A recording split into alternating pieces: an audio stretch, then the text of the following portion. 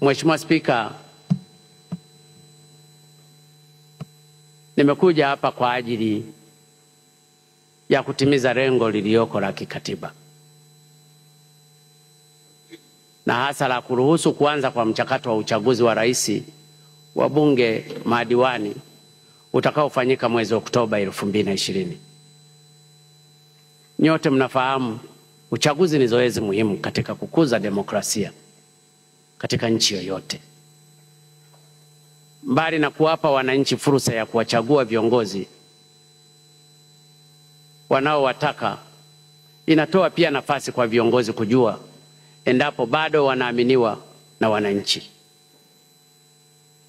Na katika hilo natambua kuwa baadhi yenu hapa mmeshaonyesha nia ya kuwania tena na wapo waliotangaza kutowania tena.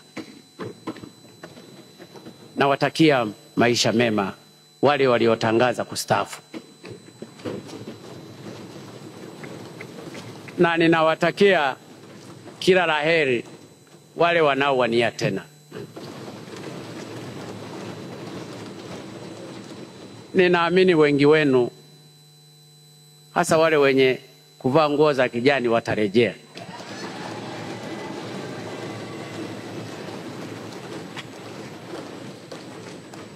Lakini kwa wale ambao hawatabahatika kurejea, tunawashukuru kwa mchango wao kwenye bunge hili.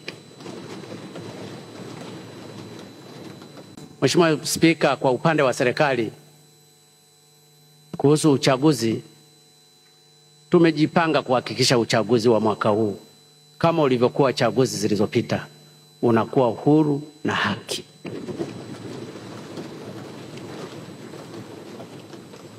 Tutasimamia uhuru na haki wa vyama vyote, na hii ndiyo demokrasia ya kweli. Kwa sababu hiyo, navisihi vyama vya siasa na wanasiasa kujiandaa vizuri kushiriki katika uchaguzi huu.